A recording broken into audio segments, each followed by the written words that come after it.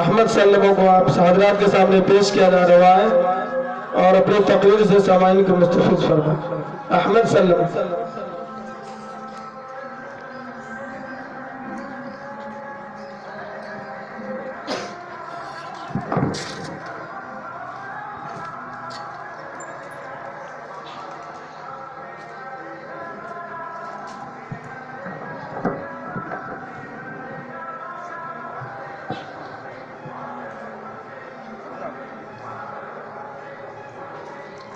السلام علیکم ورحمۃ اللہ وبرکاتہ۔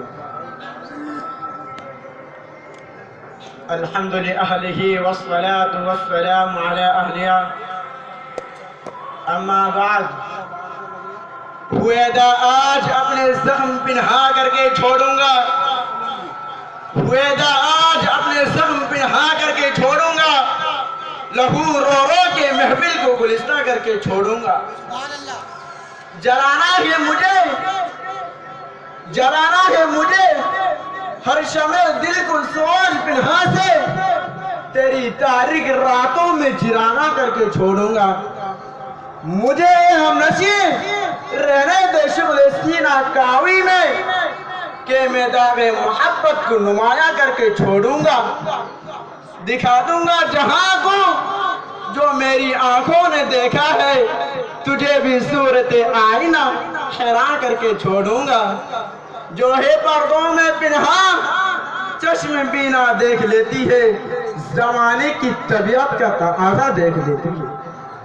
صدر محترم اور بزرگان ملت، خوابوں کا تعلق انسانی تصورات سے ہوتا ہے، اسی لیے تصورات کو خواب و خیال بھی کہا جاتا ہے۔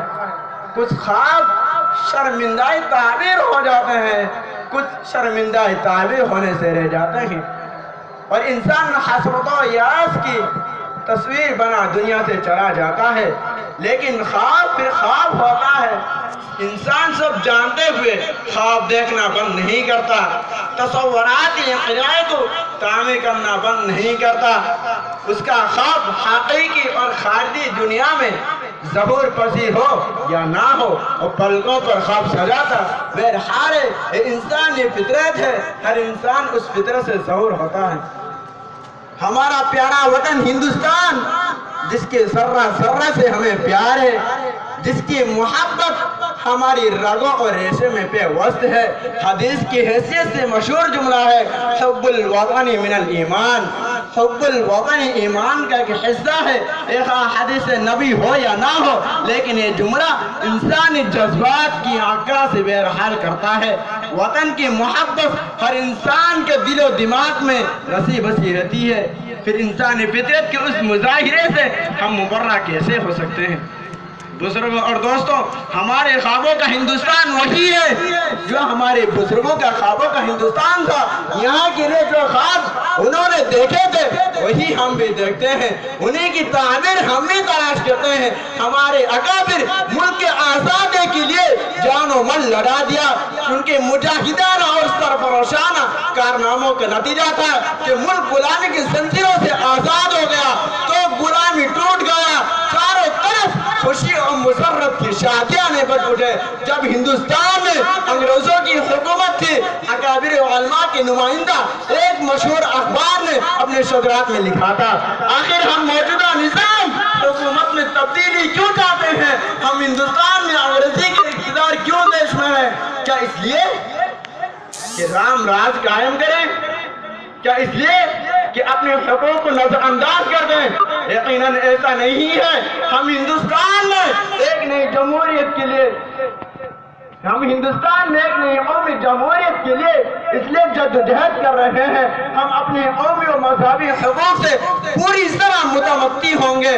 ہم ہر اس ضابطے اور قانون کو ختم کریں گے اور ختم کرنے کی جدوجہد کریں گے جو ہمارے حقوق پر اثر انداز ہوتے ہیں۔ ہم اس سے کسی طرح دست بردار نہیں ہو سکتے کہ جہاں تک مسلمانوں کا تعلق ہے ان کے زندگی پر پوری طرح اسلامی شریعت حاوی ہوگی۔ افسوس یہ خواب اب تک منتظر تکمیل ہے، بلکہ دن بدن اس کی راہ میں رکاوٹیں کھڑی کی جا رہی ہے، لیکن اس کے باوجود ہم اپنے خوابوں کے اس ہندوستان سے دست بردار ہونے کو تیار نہیں۔ اور ہندوستان میں امن و سکون چین و اطمینان کی فضا قائم ہو تو یہ ہمارے خوابوں کا ہندوستان ہوگا۔ اور ہندوستان میں ایک دوسرے سے دست غربہ نہ ہو، اقلیت کے نام و ستم کا بازار گرم نہ ہو، فرقہ وارانہ تشدد رونما نہ ہو، یہ ہمارے خوابوں کا ہندوستان ہوگا۔ اور ہندوستان میں شراب پر پابندی لگا دی جائے، جوا اور سٹہ بند کر دیا جائے، یہاں کا نوجوان مغربیت کا دلدادہ نہ ہو، یہاں کی عورتیں مشرقی تہذیب کو اپنے لیے باعث افتخار نہ سمجھیں، ان کی عصمتیں محفوظ ہوں، تو یہ ہمارے خوابوں کا ہندوستان ہوگا۔ اور ہندوستان میں تعلیم عام کر دی جائے اور مفت تعلیم کا بندوبست کر دیا جائے، تو یہ ہمارے خوابوں کا ہندوستان ہوگا۔ اور بنیادی دستور دفعہ 44 جس میں یونیفارم سول کوڈ کی تشکیل کا مشورہ ہے، حذف کر دی جائے، تو یہ ہمارے خوابوں کا ہندوستان ہوگا۔ بزرگوں اور دوستوں، ہمارے خوابوں کا ہندوستان کسی ایک دائرے میں محدود نہیں، اس کے مختلف پہلو اور مختلف جہتیں ہیں، اور ہر پہلو ہر جہت کے الگ الگ تقاضے ہیں۔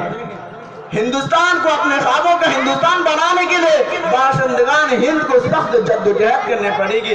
ایک جدوجہد جنگ آزادی کی جدوجہد سے کم نہیں، اس سے زیادہ محنت اور جرات چاہتی ہے، تبدیلی چاہتی ہے، تغیرات کو چاہتی ہے، اپنے آپ میں تبدیلی، اپنے گھر میں تبدیلی، اپنے سماج و ماحول میں تبدیلی، ایسی تبدیلی جو ساری ہندوستانیوں کا سر فخر سے اونچا کر سکے، جو باشندگان وطن پیغام صرف رہی اس پر بلندی ہو، جہاں اللہ کی زمین پر اللہ کا نام لیا جائے، جہاں انسانوں میں بھید بھاؤ ختم کر دیا جائے، جہاں من و تو کی تفریق اٹھا دی جائے، جہاں زمین پر بسنے والے ہر فرد کو انسان ملے، جہاں فرقہ وارانہ جہاں من اور فے کی تفریق اٹھا دی جائے، جہاں زمین پر بسنے والے ہر فرد کو انسان ملے، جہاں عدل کا معیار ذات برادری مسلک و مذہب دوستی اور دشمنی نہ ہو، جہاں دولت میں غرباء مساکین کا حق سمجھا جائے، جہاں ہر شخص اپنی ذمہ داریاں اور فرائض کو محسوس کرے، جہاں سیاست حوث کا اقتدار کا ذریعہ نہ ہو، جہاں اقتدار مفاد پرستی کا آئینہ دار نہ ہو، جہاں طاقت کی نشہ میں چور اور برائی کے زخم میں مبتلا نہ دکھائی دے۔ اگر ایسا ہندوستان ہمارے وجود میں آ جاتا ہے تو یہ ہمارے خوابوں کا ہندوستان ہوگا۔